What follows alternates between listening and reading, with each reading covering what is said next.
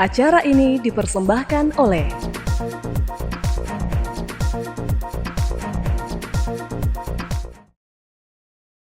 Halo pemirsa Unhas TV, senang sekali saya Rahmati Ardi dapat kembali menjumpai Anda dalam Unhas Daily. Dalam beberapa menit ke depan kami akan menyajikan berita-berita terpercaya hanya untuk Anda.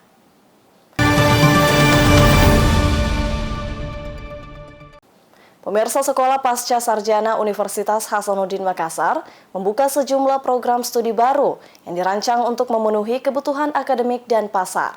Salah satunya adalah program Doktor Transportasi. Simak informasi berikut ini.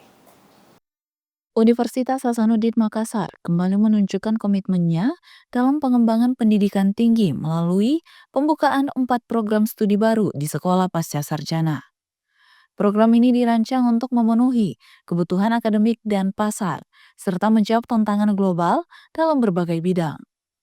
Dekan Sekolah Pasca Sarjana Unhas, Profesor Dr. Budu PhD, spesialis mata konsultan MED, ED, menegaskan jika program-program ini disiapkan dengan standar akademik yang tinggi dan relevan dengan kebutuhan dunia kerja. Program baru yang dibuka meliputi Magister Kriminologi yang menjadi prodi yang pertama ada di luar Pulau Jawa. Program ini lahir dari kebutuhan tenaga ahli di bidang kriminologi yang semakin meningkat. Selain itu, Magister Ketahanan Nasional juga akan dibuka.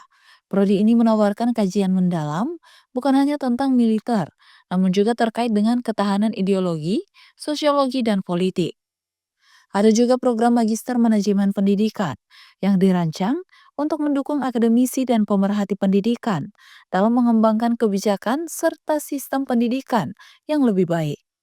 Ini kesempatan yang baik bagi saya untuk menyampaikan kepada khalayak, terutama pada masyarakat yang memang memiliki animo untuk melanjutkan pendidikan di Sekolah Pasca Sarjana, dan saya yakin pilihannya ke Unhas kalau mau mengambil program studi yang sedikit agak kekinian ya. Jadi kami sudah membuka, insya Allah tahun 2025 ini semoga kita semua diberi umur panjang dan kesehatan. Amin. Dan semangat untuk terus berkembang. Itu S2 Magister Manajemen Pendidikan. Itu pasar-pasarnya biar saya buat sempit ya, para pemerhati, para manajemen pendidikan di mana saja berada, silakan mengambil kesempatan ini untuk menjadi alumni pertama dan menjadi alumni kedua di Unhas. Selain itu ada program Doktor Transportasi yang hadir sebagai respons terhadap tingginya minat terhadap bidang transportasi di tingkat magister. Dengan target pendaftaran pada tahun 2025, program ini diharapkan dapat menjadi pusat kajian transportasi yang unggul di Indonesia. Prof. Budu menyebut, dengan pembukaan program-program studi baru ini, Unhas semakin memperkuat posisinya sebagai institusi pendidikan tinggi yang adaptif terhadap perkembangan ilmu pengetahuan dan kebutuhan dunia kerja.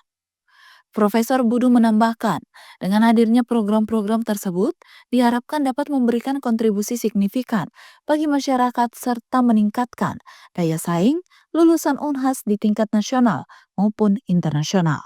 Andrea Renen Karina, Unhas TV.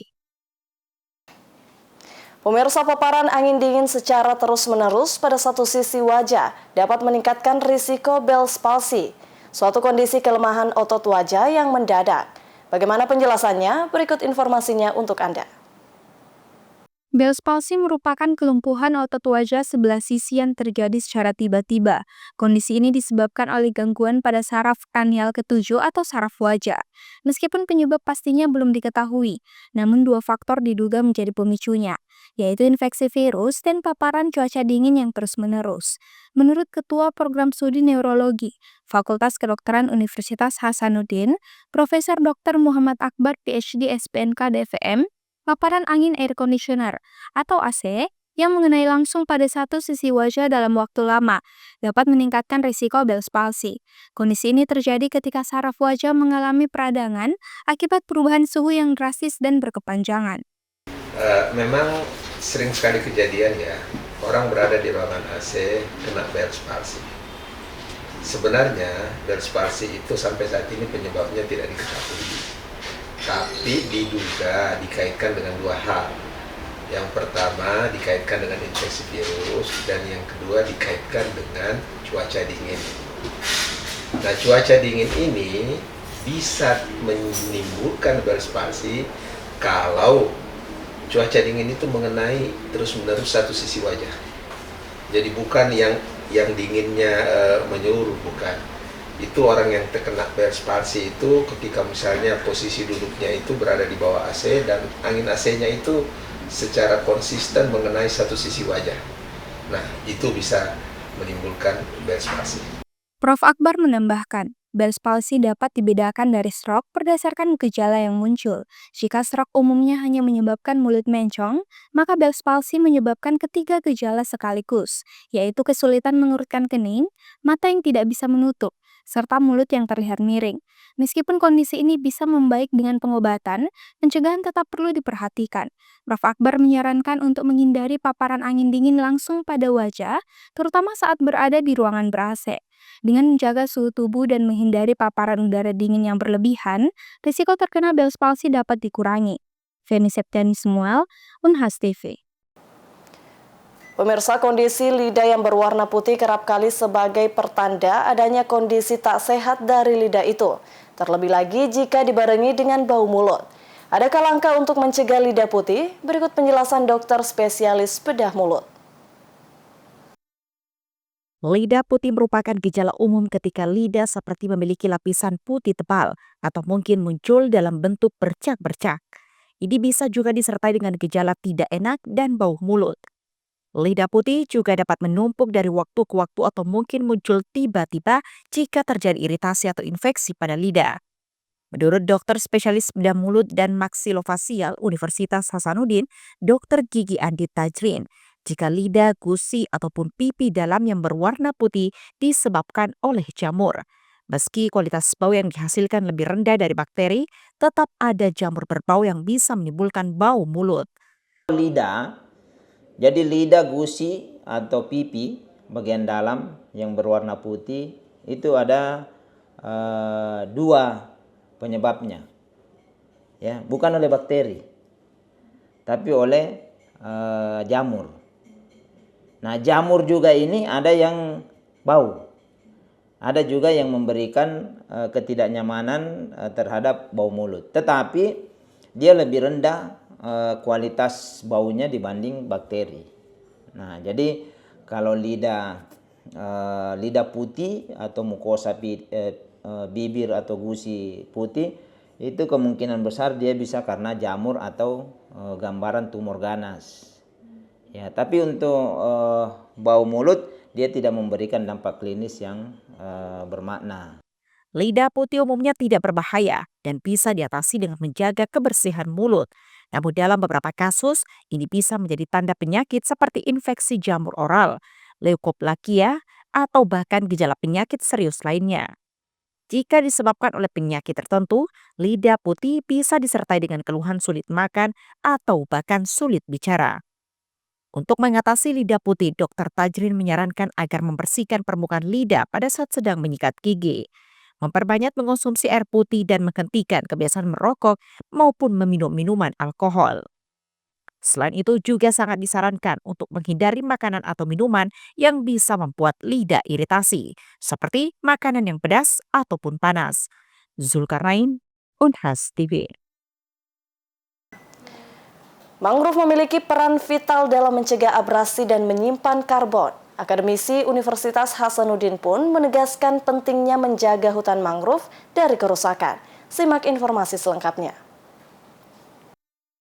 Indonesia memiliki ekosistem mangrove terluas di dunia dengan luas sekitar 3,49 juta hektar atau 20% dari total luas mangrove di dunia. Data One Med Mangrove menunjukkan bahwa sekitar 2,2 juta hektar mangrove berada di dalam kawasan hutan, sedangkan 1, juta hektar lainnya tersebar di luar kawasan hutan di 257 kabupaten dan kota di seluruh Nusantara. Mangrove adalah tumbuhan khas yang tumbuh di kawasan air asin atau payau di pesisir laut. Tumbuhan ini umumnya ditemukan di daerah beriklim tropis dan tumbuh di sepanjang garis pantai, serta pinggiran sungai pasang surut dengan kadar oksigen minim dan kandungan garam yang tinggi. dalam ekosistem pesisir mangrove memegang banyak peran penting. Ketua Departemen Teknik Kelautan Universitas Hasanuddin Dr. Insinyur Hairul Pautonan STMT menegaskan jika hutan mangrove berfungsi mencegah abrasi dan menahan badai yang dapat mengancam wilayah pesisir. Selain itu, Dr. Hairul menekankan manfaat mangrove sebagai penghasil oksigen, O2, dan penyerap gas karbon dioksida, CO2, yang sangat esensial bagi kelangsungan hidup manusia.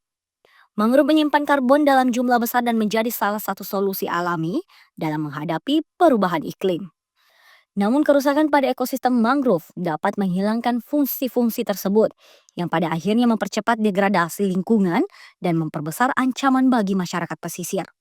Ada dari manfaat dari segi teknis, ya, artinya ketika gelombang itu datang, ya kan biasanya kan pantai itu akan rusak ketika ada gelombang membawa atau mengangkut materialnya yang mengikis.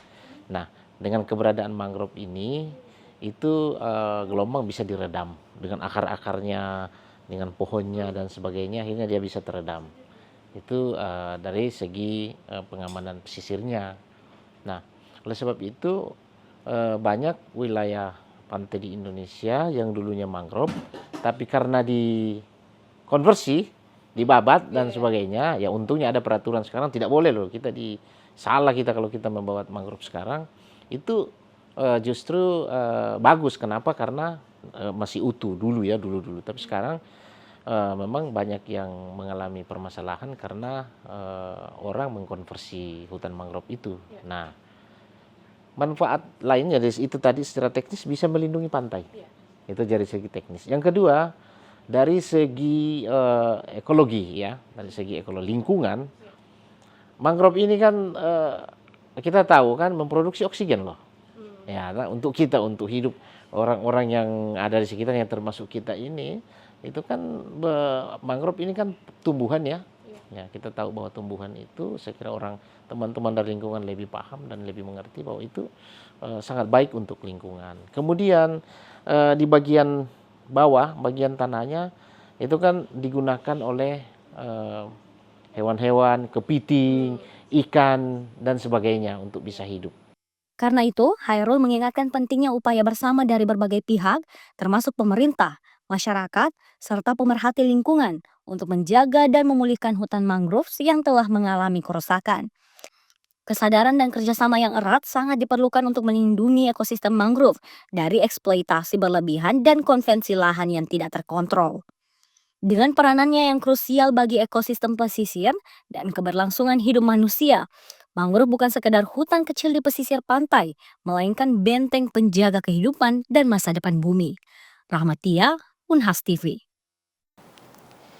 Fakultas Kedokteran Hewan Universitas Brawijaya kembali mengambil sumpah 89 dokter hewan baru tahun 2025 pada Selasa 11 Februari 2025. Acara yang berlangsung di Gedung Samanta Krida UB ini mengambil tema Baswara Apramada, yang berarti harapan agar para dokter hewan yang baru mampu memberi sinar terang dengan hati-hati kepada masyarakat dalam bertugas. FKH UB hingga kini telah mengambil sumpah 1.399 dokter hewan yang bertugas di seluruh Indonesia. Fakultas Kedokteran Hewan UB mengambil sumpah 89 dokter hewan baru pada Selasa 11 Februari 2025. Para dokter hewan ini selanjutnya siap bertugas untuk melayani masyarakat dan juga sektor industri. Dekan Fakultas Kedokteran Hewan Dr. Hewan Diah Ayu Oktaviani mengatakan bahwa tahun ini pihaknya mengambil tema Baswara Apramada yang berarti terang dan hati-hati. Dia berharap para dokter ini mampu memberikan sinar terang kepada masyarakat dengan kehati-hatian dalam berkiprah secara profesional. Pelantikan dan pengambilan sumpah dokter hewan periode 20 di Fakultas Kedokteran Hewan pada tahun ini, kami mengambil tema dari bahasa Sanskerta, yaitu Baswara Apramada, di mana Baswara itu artinya adalah sesuatu yang berkilau dari bahasa Sanskerta atau bercahaya terang. Sedangkan untuk Apramada sendiri itu berarti kehati-hatian, perhatian, dan juga ketelitian dan kesadaran. Jadi dari tema ini kami berharap filosofi yang diangkat ini adalah para dokter hewan yang pada hari ini dilantik nanti akan menjadi seorang dokter hewan yang mampu memberikan cahaya atau penerangan di masyarakat, sekaligus juga memiliki sifat kehati-hatian dalam menjalankan peran dan tugasnya sebagai seorang profesi dokter hewan. Pada kesempatan ini, dia menjelaskan bahwa jumlah dokter hewan baru yang diambil sumpah adalah 89 orang, yang menjadi bagian dari 1.399 dokter hewan yang sudah diluluskan. Alhamdulillah pada pelantikan periode 20 ini kami melantik dan mengambil sumpah dokter hewan baru sebanyak 89 orang. Jadi sampai dengan saat ini secara keseluruhan di Fakultas Kedokteran Hewan Universitas Brawijaya kami sudah menghasilkan lulusan dokter hewan sejumlah 1.399 dokter hewan yang sudah tersebar di seluruh Indonesia. Dari Malang, Tim Liputan UBTV melaporkan untuk UNAS TV. Baik pemirsa, berita tadi sekaligus menutup perjumpaan kita pada hari ini. Terus saksikan Unhas Daily hanya di Unhas TV. Saya Rahmati Ardi mewakili kru yang bertugas, pamit undur diri dan sampai jumpa.